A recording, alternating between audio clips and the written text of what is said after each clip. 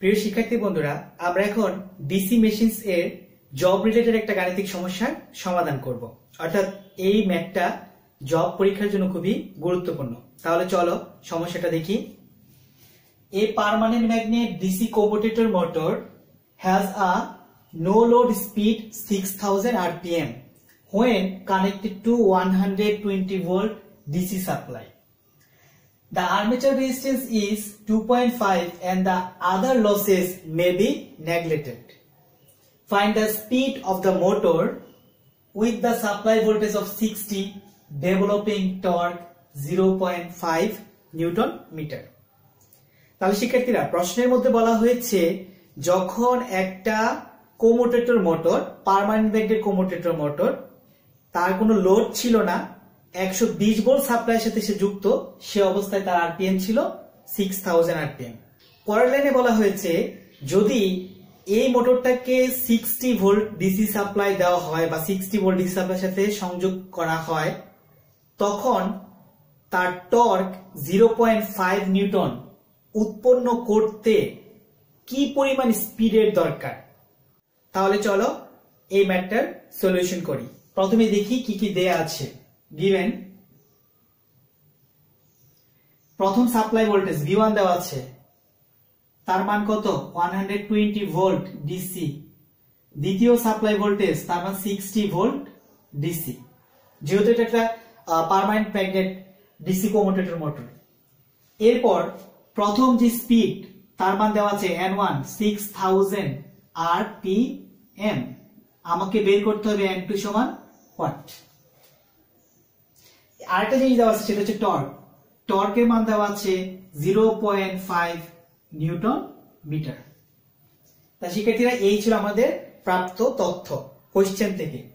তাহলে প্রথমে আমি দুইটার ব্যাক ইএমএফ নির্ণয় করে নিব। প্রথম অবস্থায় সাপ্লাই ভোল্টেজ যখন 120 তখন তার ব্যাক ইএমএফ কত, সাপ্লাই ভোল্টেজ যখন 60 তখন তার ব্যাক ইএমএফটা কত। প্রথমেই আসো, সাপ্লাই ভোল্টেজ যখন 120, when V1 equals to 120 volt, তাহলে এইটার ব্যাক ইএমএফ এর ফর্মুলাটা কি হতে পারে? Supply voltage V equals to EB, এটা হচ্ছে ফার্স্ট কন্ডিশন, EB1 V1 তাই EB1 প্লাস IA RA, এটাই হচ্ছে আমার সাপ্লাই ভোল্টেজের সমীকরণ ডিসি মোটরের। এর মধ্যে থেকে আমি যদি ব্যাক ইএমএফ বের করতে চাই, বা EB1 equals to V1 minus IA RA, সুতরাং V1 এর মান আমি জানি 120 ভোল্ট মাইনাস IA, মোটর যখন স্থির অবস্থায় অর্থাৎ নো লোড অবস্থায়, তখন আর্মেচারে কোনো কারেন্ট প্রবাহিত হবে না। মোটর যখন স্থির অবস্থায় তখন আর্মেচারের মধ্যে কোনো কারেন্ট প্রবাহিত হবে না। তার মানে আর্মেচার কারেন্ট হচ্ছে 0 ইনটু, আর এই যে মানটা রেজিস্ট্যান্স এর মান 2.5, টোটাল যে ক্যালকুলেশন করে 120 ভোল্ট। তার মানে আমি দেখতেছি EB1 তার মান হচ্ছে 120 ভোল্ট। আমি এটা এই পাশ দিয়ে লিখে রাখি, আমার প্রয়োজন পড়তে পারে। EB1 সমান 120 ভোল্ট। যখন সাপ্লাই ভোল্টেজ 60 ভোল্ট এবং তার একটা টর্ক উৎপন্ন করতে হবে, টর্ক উৎপন্ন করবে, টর্কের মানটা কত? 0.5 নিউটন মিটার, তখন অবশ্যই সেটা কিন্তু নো লোড অবস্থায় নাই, অবশ্যই সেটা ফুল লোড অবস্থায়। তাহলে ফুল লোড অবস্থায় এর ব্যাক ইএমএফটা কত সেটা আমি বের করব। V2 ভোল্ট কত? 60 ভোল্ট। ফর্মুলা কি? V2 equals to EB2 plus IA RA। এখান থেকে আমি I এর মানটা বের করে ফেলবো, কারণ আমার প্রশ্নে কোথাও কিন্তু I এর মানটা দেয়া নেই। এখানে EB2 এর মান কিন্তু আমি জানি না। দেখি কিভাবে করা যায়। এটা হচ্ছে V2 equals to EB2 plus IA, I এর মান আমি জানি না, R এর মান জানি 2.5, বা আমি যদি এটাকে এই পাশে মাইনাস করে নিয়ে আসি, V2 minus EB2 equals to IA into 2.5। সুতরাং IA সমান আমি লিখতে পারি, V2 এর মানটা তো আমি জানি, সেটা বসিয়ে দিতে পারি 60 minus EB2 by তার রেজিস্ট্যান্স 2.5। এইটুকু কিন্তু আই এ, তাহলে আই এটা আমার কাজে লাগতে পারে, আমি লিখে রাখলাম 60 মাইনাস ইবি টু বাই 2.5। এখন আমরা কিন্তু একটা সম্পর্ক জানি কার সাথে, স্পিডের সাথে ব্যাক ইএমএফ এর। আমরা জানি একটা ডিসি মোটরের মধ্যে যদি তার স্পিড বৃদ্ধি পায় তাহলে তার ব্যাক ইএমএফ এর পরিমাণও বৃদ্ধি পাবে, অর্থাৎ স্পিডের সাথে ব্যাক ইএমএফ এর সম্পর্ক সেটা হচ্ছে সমানুপাতিক, স্পিড বাড়লে ব্যাক ইএমএফ ও বৃদ্ধি পাবে। তাহলে চলো সেই সম্পর্কটা দেখি। আমরা জানি EB2 EB1 by N2 N1, অর্থাৎ EB2 N2 EB1 N1।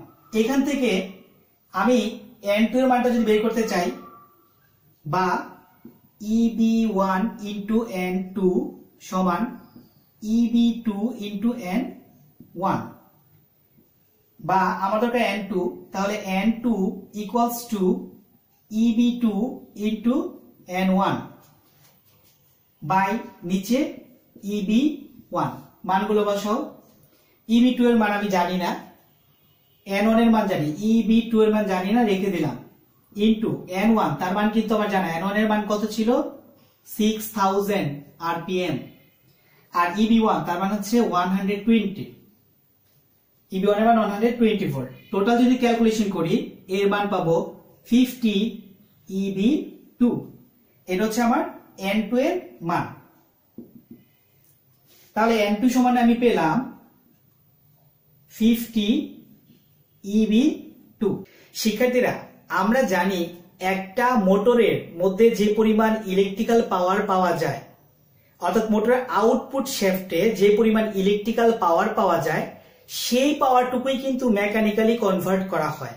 তাহলে সেক্ষেত্রে আমি বলতে পারি যে মোটরের মধ্যে যে ইলেকট্রিক পাওয়ার পাবো সেটা হচ্ছে মেকানিক্যাল পাওয়ারের সমান। মোটরের আউটপুট ইলেকট্রিক পাওয়ার সেটা হবে মেকানিক্যাল পাওয়ারের সমান, তাই আমি লিখতে পারি EB2 IA into T into omega. এইটুকু হচ্ছে ইলেকট্রিক্যাল পাওয়ার আর এইটুকু হচ্ছে মেকানিক্যাল পাওয়ার। একটা মোটর যে পরিমাণ ইলেকট্রিক্যাল পাওয়ার সে রোটরের আউটপুটে পাওয়া যাবে সেইটুকু পাওয়ারই কিন্তু মূলত মেকানিক্যাল শক্তিতে রূপান্তরিত হবে, তাই ইলেকট্রিক্যাল পাওয়ার সমান মেকানিক্যাল পাওয়ার। এখন আমি EB2 I এর মানটা আমি জানি, সেটা বসিয়ে দিলাম, IA সমান 60 মাইনাস EB2 বাই 2.5 সমান টর্ক। টর্কের মান কত? টর্কের মান প্রশ্নে দেওয়া আছে, সেটা হচ্ছে 0.5। এখন এখানে টর্ক বা মেকানিক্যাল শক্তি বলতে আমি কি বুঝিয়েছি? মেকানিক্যাল শক্তি হচ্ছে টর্ক গুণ তার কৌণিক দূরত্ব। মেকানিক্যাল শক্তি বলতে আমি কি বুঝবো? বল গুণ লম্ব দূরত্ব। তাহলে এখানে বল বলতে টর্ককে বুঝিয়েছি, আর যেহেতু মোটর, তাহলে মোটরের যে ঘূর্ণনটা সেটা কিন্তু লম্ব দূরত্ব হয় না, মোটরটা হয় কৌণিক দূরত্ব। মোটর তো এইভাবে ঘুরতে থাকে, তখন মোটরের যে ঘূর্ণনটা সেটা হচ্ছে কৌণিক ঘূর্ণন। তাহলে টর্ক কিন্তু কৌণিক ঘূর্ণন মানে হচ্ছে মেকানিক্যাল পাওয়ার। তাহলে এই টর্কের মান কিন্তু আমি দিয়ে এলাম। এখন আমার দরকার হচ্ছে ওমেগা। শিক্ষার্থীরা, ওমেগার সমান কি জানো? আমরা জানি ওমেগা ইকুয়ালস টু 2πf, এইটুকু জানি। আচ্ছা, 2π f ইকুয়ালস টু আমরা কি বলতে পারি? 1/t। f ইকুয়ালস টু কি বলতে পারি? 1/t, কারণ ফ্রিকোয়েন্সির সাথে টাইমের একটা কি সম্পর্ক আছে। এর পরের লাইন 2π উপরে 1 t, t মানে হচ্ছে টাইম। টাইম মানে কি? টাইম মানে আমি বলতে পারি n/60। টাইমকে আমি বলতে পারি n/60, অর্থাৎ সময়, অর্থাৎ 1 সেকেন্ডে কতগুলো ঘূর্ণন সম্পন্ন হয়। এর লাস্ট লাইনটা দাঁড়াবে 2π উপরে n, নিচে হচ্ছে 60।